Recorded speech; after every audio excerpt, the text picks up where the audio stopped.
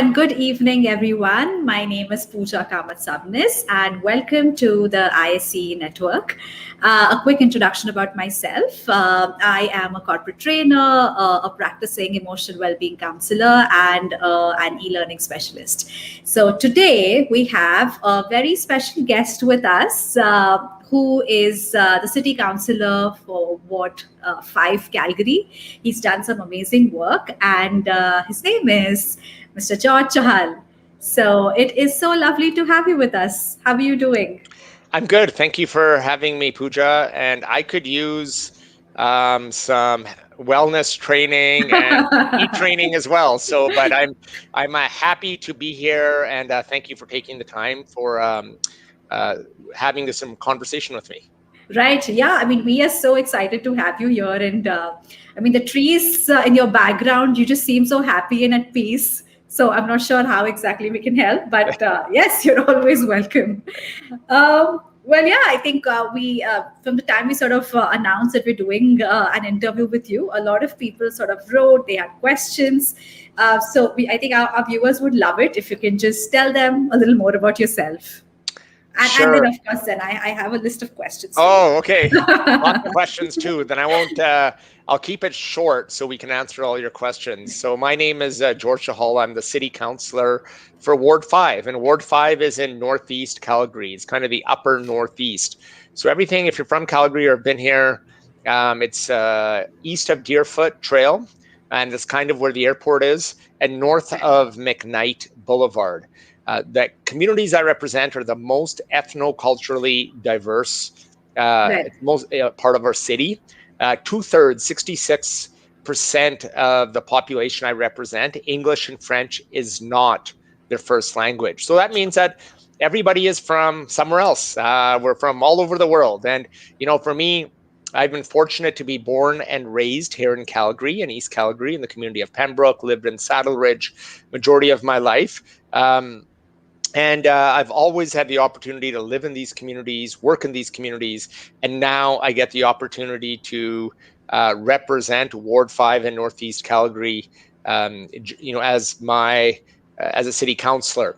And so I think this is, for me, it's been quite eye-opening, the amount of work that needs to be done, and the issues and concerns that are very important to our residents, from obviously with the pandemic, public health, but also on having an opportunity to live in a safe community, in nature, and have those opportunities, but also think about your future and the future of how Calgary can be a place where if you're not from Calgary or born and raised like me, that how can Calgary be your home and be your community, so where you can raise a family and have a great upbringing and have everything you want out of an amazing city, which Calgary is. I am of South Asian descent. My parents immigrated to Canada through the United Kingdom in the early 1970s. And so for them, it was a long journey, like it is for many, to leave their homeland where they were born and to start off somewhere else and take that risk, and all the emotional stress and challenges that come along the way for new immigrants to here. It's tough, it's challenging. And then for me, it's connecting and helping for many of those folks. How do we bridge that gap, that change? You know, the great thing about this city and this country, you can practice your culture and your religion and enjoy Canada. So I think that's a pretty amazing place in the world where you can do both. And Calgary is, in my opinion, the best city in the world to do that. So if you're not from Calgary and you're watching, please come and visit. And we'd love to show you around, and we'd love to keep you here. Well, yeah, great. That's great. I mean, a couple of things that you said, that you are in Northeast, and it's so diverse, and there are, people from across the globe there. It's so multicultural. And to represent that, I'm sure, has been, interesting and challenging in its own ways. So, if we were to ask you, what would you say are your victories from, representing that particular ward in the term that you've been? Yeah, I mean, I had a big mandate when I got elected, and everything I wanted to change. For me, I wanted to be the voice of Northeast Calgary at City Hall.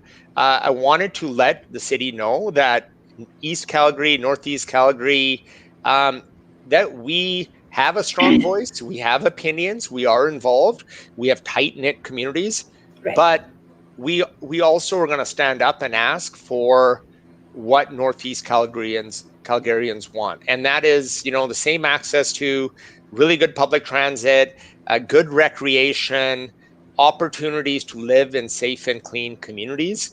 So these are a lot of the issues I've been championing in different ways. I've had the opportunity. We didn't have a turf soccer field, a high quality soccer field in the Northeast when we have 78 in the city. Well, I said enough is enough. We need to get our first one. And I fought hard to get that. And we've got started construction at the Genesis Center for our first high quality turf soccer field that will be in Northeast Calgary, and more projects like that. For me, I can speak Punjabi and a little bit of Urdu and Hindi. I can understand. But, for me to be able to communicate in different languages, to show the city that, we have to connect better with our residents. And that means that we have to find and go to the places where they live, where their places of worship, the temples or the mosques or the churches, or how they gather in their communities. And for me, it can be tough when I'm out in the community because everybody wants to invite me in for a cup of tea, and a cup of tea takes a little bit of time to make, but we want to socialize, we want to connect. So for me, I think the biggest, some of the victories is getting more for our community, more capital, more investment, more opportunities for economic development. And also now they know that George is not going to accept no for an answer. George is going to say, I want this, but I want more because my residents deserve more. And I'm going to continue to advocate and fight for equity and fairness. Right. And through this particular, you of course are super passionate about everything that you just said, but we are in the COVID times and it's been really challenging for every city across the world. So did you have to face any barriers or any challenges to, during the pandemic? What were they like? Yeah, it's been very challenging. Like my dad's health is not good. So for me, not being able to spend time with him, to visit him, and this time of his life, it's been challenging. As I know it has for many people who have seniors at home or kids at home, and navigating how somebody in your home is sick potentially, and you're not sure, or kids are at school, or you're trying to work in between jobs, but then you're worried about mom and dad who live with you, or other relatives. And so these are the stressors that we've all faced. And I'm no different because I have 3 girls, and their challenges. My wife works full time. My parents are older and they have health issues. And so it's made it difficult for all of us to socialize and connect, but also for them who rely on that. Our parents or my aunts and uncles, how connected they are to family, and not being able to be a part of your family during this time. It's been very difficult. And then for the communities I represent, we live in denser neighborhoods. We live in larger family sizes. Our residents, members of the people I represent in my communities, work on the front lines. They're driving public transit, the bus going to work and getting home. They're working in the grocery stores and in the restaurants. They're working in those distribution facilities, delivering those goods and services that we all order online. And they are at a higher risk of getting sick and then transmitting COVID to others. And for me, that's been a fight to make sure our public health officials understand these challenges, how our residents are being impacted and how quickly this can spread as well. And that we need better communications and resources. That's why right away, I've been speaking with the provincial government. First of all, I'm so thankful to the government of Canada, Prime Minister Trudeau, on getting us all these vaccines. We're a leader in the world on getting the vaccines. We're also a leader in getting people vaccinated. And so, that's hard work from the federal leadership for having a plan and following their plan with this diversification of different types of vaccines from different places. But then it's also, all those people on the front lines, our doctors, our nurses, who are tirelessly working to get people vaccinated. That's how we're going to be able to get ahead of this, to protect ourselves, to protect others by getting the vaccines. But then that's where people like me and other community leaders have to get the message out of the facts and the importance of protecting each other. Because I can tell you, we want to make sure that nobody gets missed, and the people who don't have a barrier, who have those barriers to getting vaccinated, who don't have a ride, who have a hard time booking a vaccine appointment, waiting in line on the computer for hours, the technology and issues, that we break those barriers down. So that's why in Northeast Calgary, we have a mass vaccination clinic at the Genesis Center. I was able to help set up one at the Village Square Leisure Center last week, where you could just walk up without an appointment.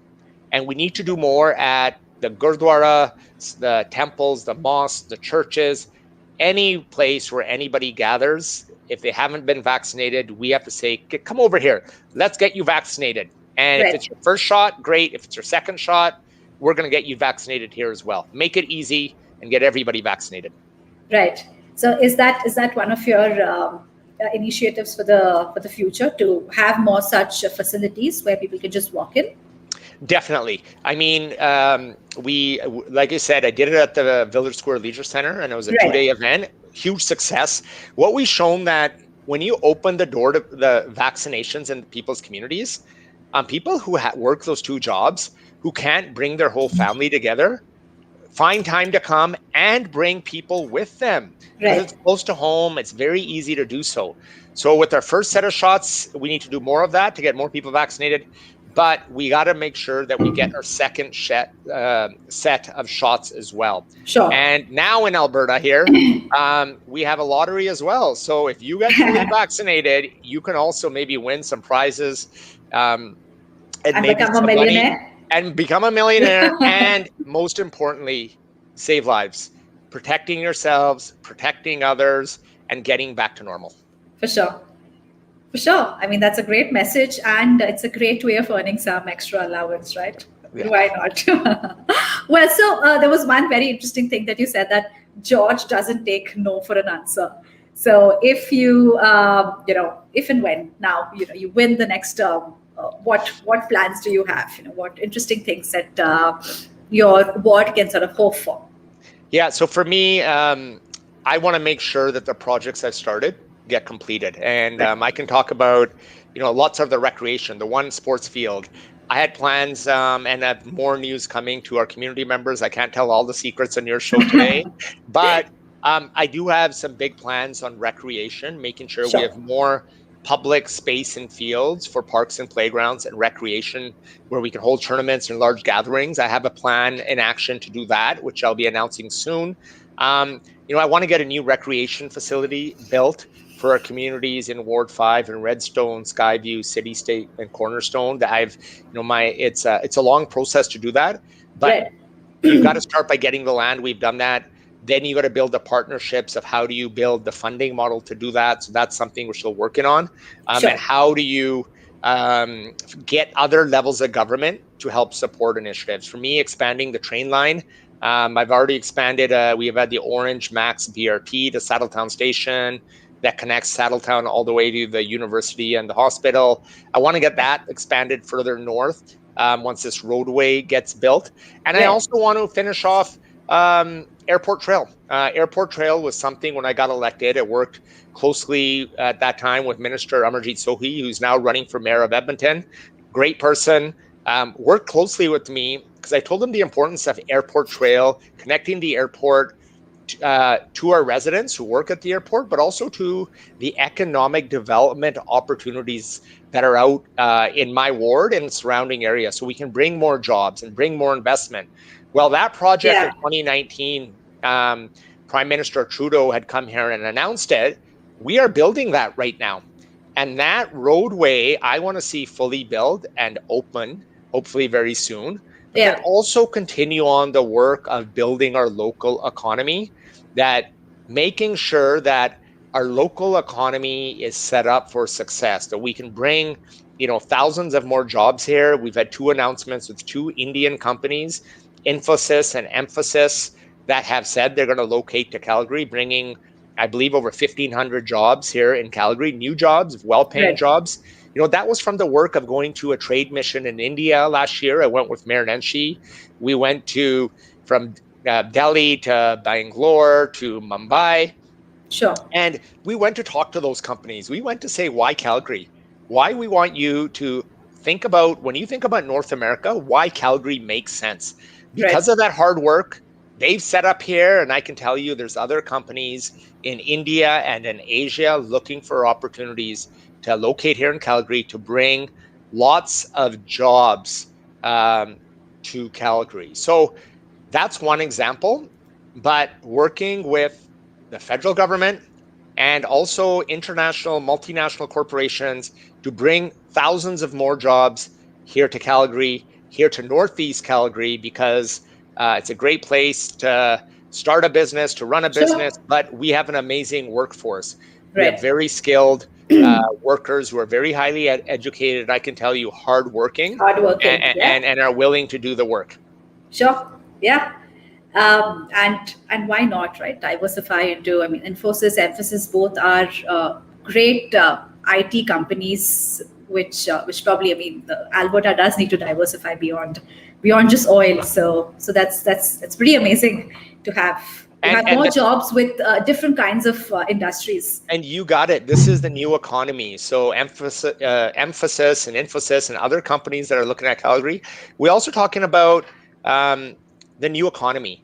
So the thousands of jobs that are coming from technology and these companies that are coming and that are more and more coming. Also how we transition from the old economy of energy. Alberta is a place of energy, oil and gas. The strength, you'll always hear me say, is our people, the energy and the diversity of our people. But thinking about the new energy of remaining a global energy leader, but now looking at clean technologies. Sure. We have this blue hydrogen and new investments in Edmonton that have just been done. The hydrogen economy, other non-renewable clean technologies that we can expand on here. We are perfectly set up to do that. We have great people and low taxes and a great opportunity to take advantage of that here in Alberta. And I know we will here in Calgary. Right. So you did speak about, more jobs coming in, but COVID also saw a lot of people losing their jobs.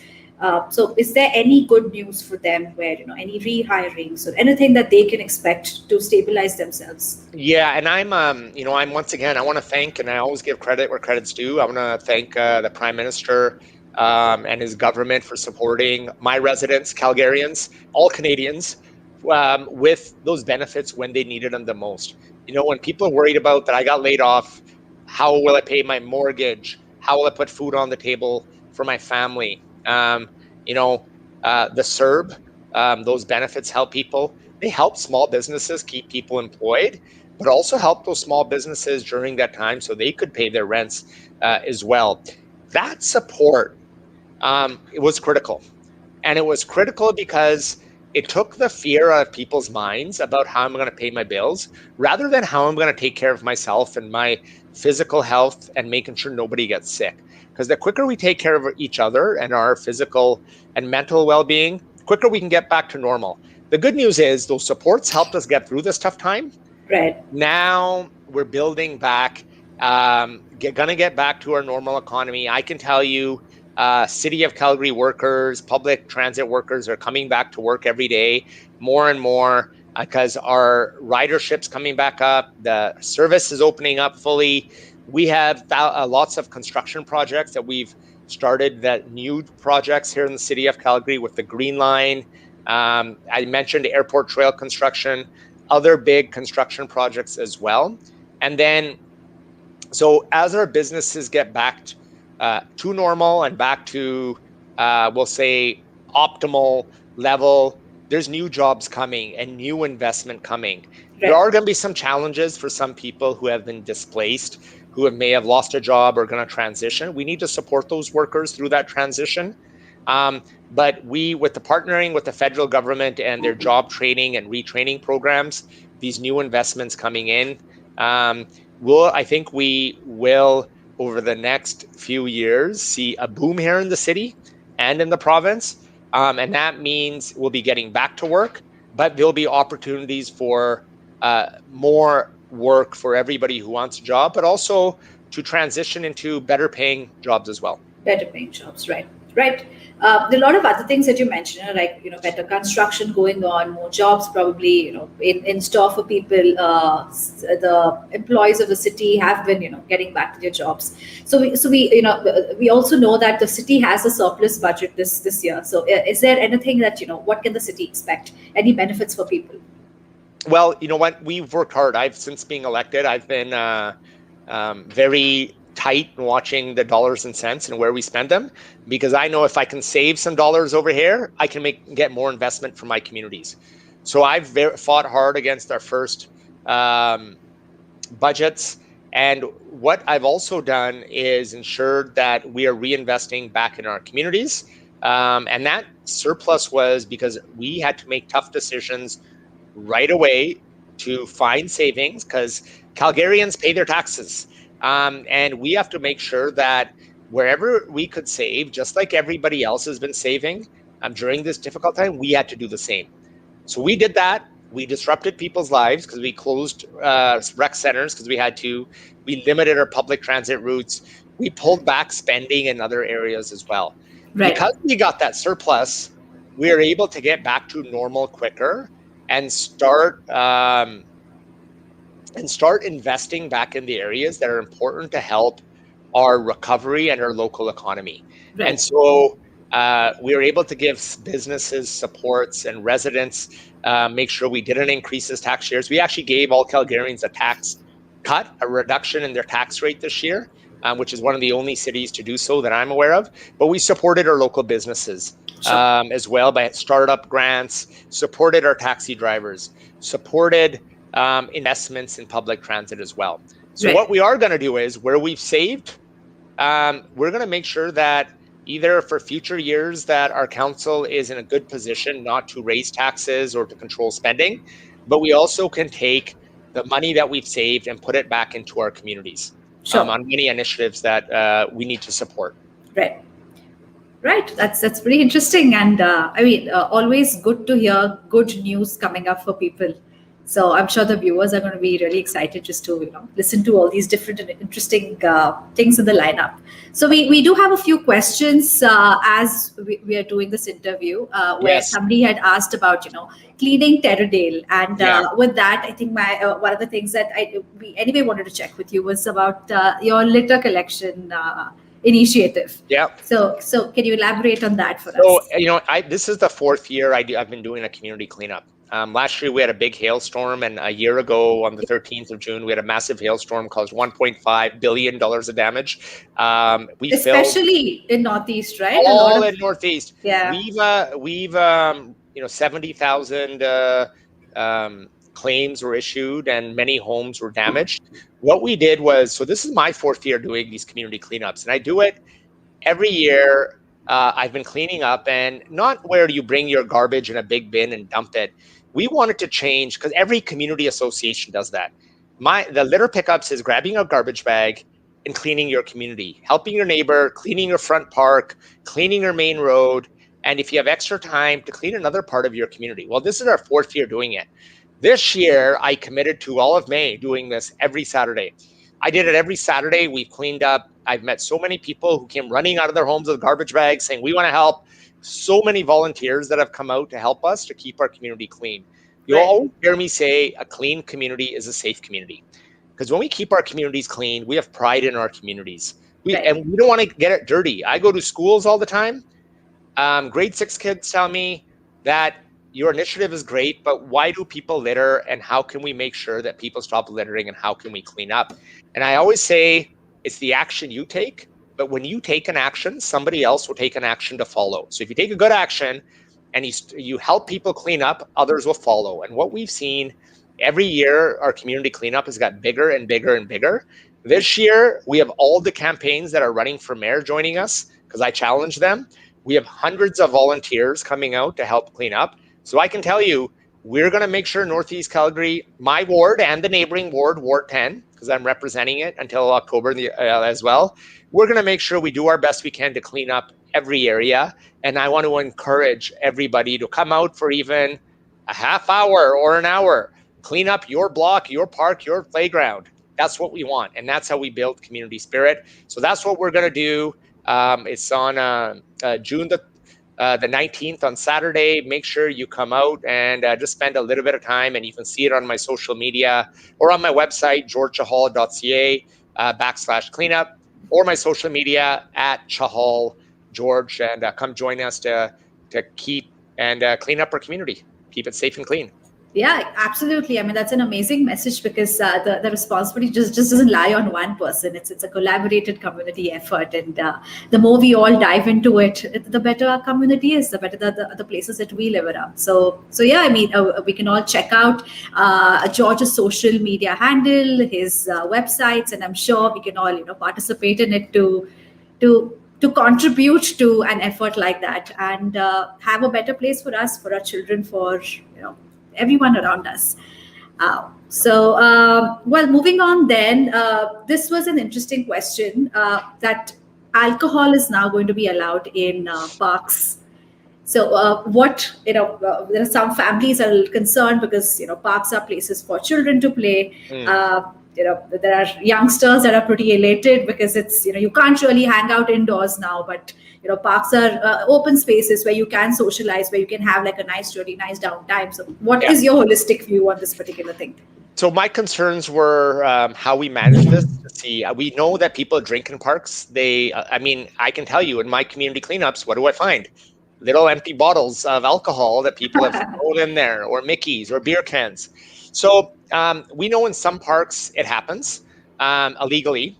We also know that there's many people in our city who want to have a glass of wine or a beer with their family at a barbecue in a park. So we're trying to find the balance of not all the parks, first of all, in the city. It's not you have to register ahead of time the bench you may want to consume the alcohol. Sure. So you have to register ahead of time. You have to block off your time, and you have to abide by certain rules. So they've only picked some select parks in the city, in each part of the city, and only some benches in those parks. If you are caught breaking those rules, by law can enforce through fines and other initiatives, can come and enforce that as well.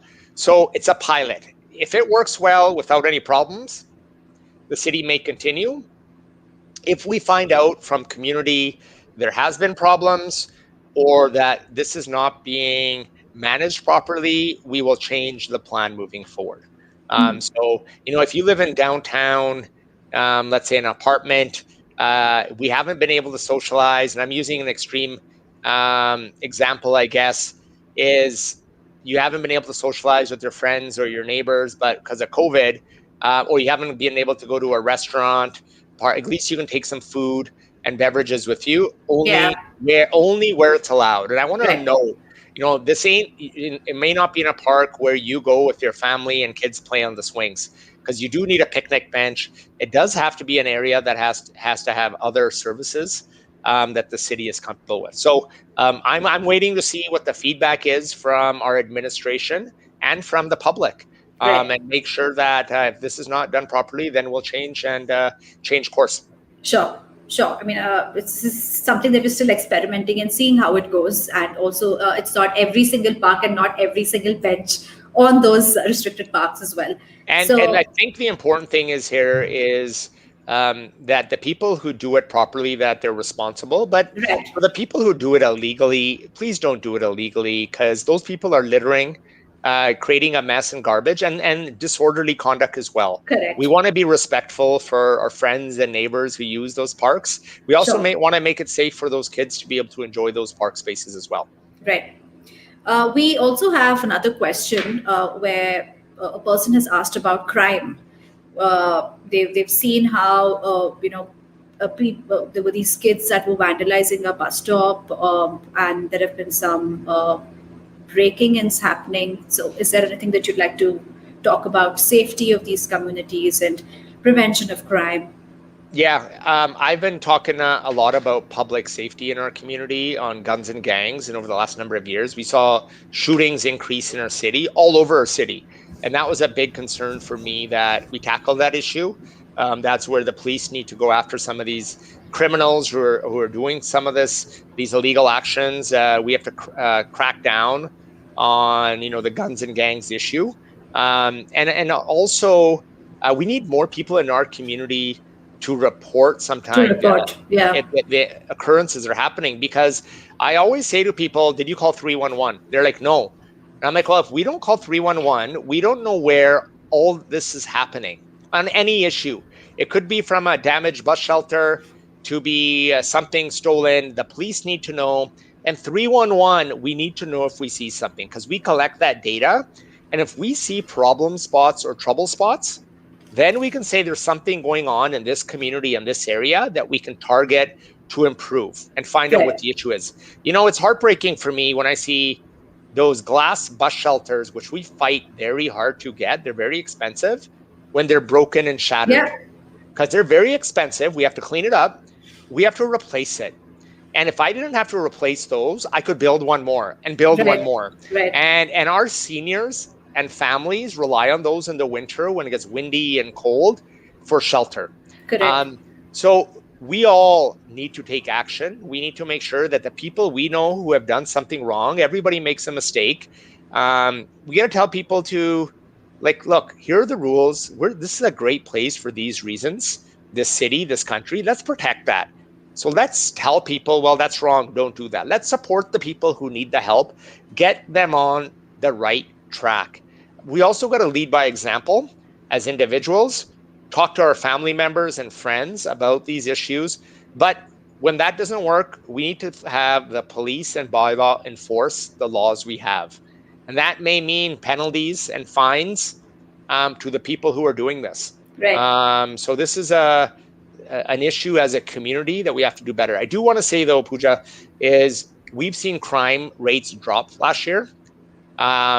They dropped from the years previously, and that's because of COVID, because people are at home, because criminals are not transient, and more people are out and about, more people are watching them. So because of that, we've seen crime rates drop in the city of Calgary. I'm on the police commission, so I ask the police these tough questions all the time on why we want to make our community safer, and they have seen those crimes drop. But we've seen other problems and issues emerge. Social disorder, mental health issues, domestic violence. For sure. These are some the violent acts that we've seen increase that I'm really concerned about. The personal relationships or challenges people are having and getting in fights with each other. And it's been tough. But I'm concerned about those folks making sure that they get the help as they need it. And there's great organizations in our community, the Punjabi Community Health Services. The City of Calgary has a mental health and addiction strategy, one of the first cities to have this big strategy to focus on mental health and wellness to help people. And we're funding this as well. And I want to thank Mayor Nenshi for his leadership on that and working closely to deal with that and help people as well. So we have a lot of supports through that are culturally aware through our ethno-cultural communities as well. And we have to continue on with doing more of that. Right. So I think whether it's the litter management that you spoke about, or whether it's crime, I think it's also about people in the community to raise awareness about what the ideal is and what should be, and how like for instance the crime thing, when you said that vandalizing those bus stops and those shelters, it is not just to stop that particular crime, but also because there's somebody that is actually in need of it when it becomes minus 35, and that acts as protection. And when the city can sort of if one is maintained rather than rebuilding a broken one over and over again, you sort of have an opportunity to build more, and that's how a community flourishes. Yes, and for me, an important part of that is why I've tried so hard to engage with our community. Why I'm on your show today with you to have this conversation, and why I do this all the time. I've been using every opportunity in every language and every newspaper to spread the message. We have to work together. I say in Punjabi, ekta vich hi bal hai. Okay. That's something, unity is strength, that together we can achieve so much more. And if all of us take more time and effort on the collective and working together, we can do that. And that's something that we must continue to do, and sharing the message, but also listening to people and their concerns, and then finding solutions to the issues that we may have. Right. Right, very well said. I think there's this one final question before we sort of wrap up, and that is, I believe you know that it's Asian Heritage Month. So what is the message that you'd like to give all the Asian viewers that are watching you today? And well, that's everybody in my ward is, I mean, not everybody, but I mean, majority of my ward, like I said, is 2/3 are from somewhere else in the world. And our diversity is our strength, our ability in this country to be able to be here in a country of peace and harmony. We have challenges and we can get better. We have issues with Islamophobia. We have issues that we've seen with religious or people of color who have been attacked because they look different, or they are from a different religion or culture.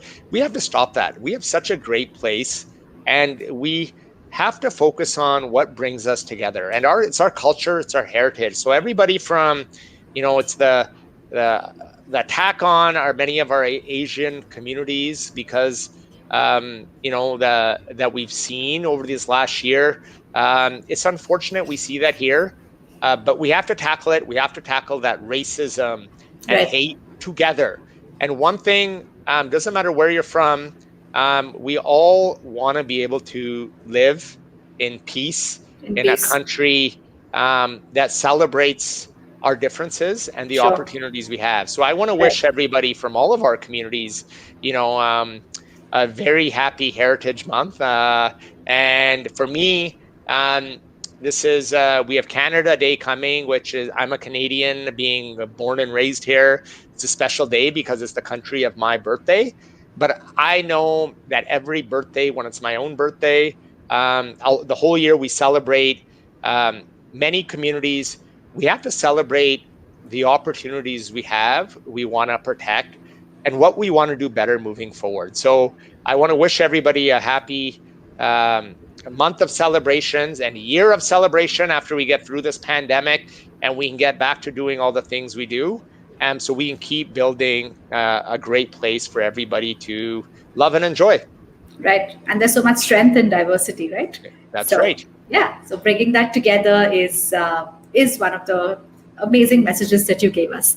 So, well, yeah, I think on that note, we've largely addressed all the questions that our viewers had for you today.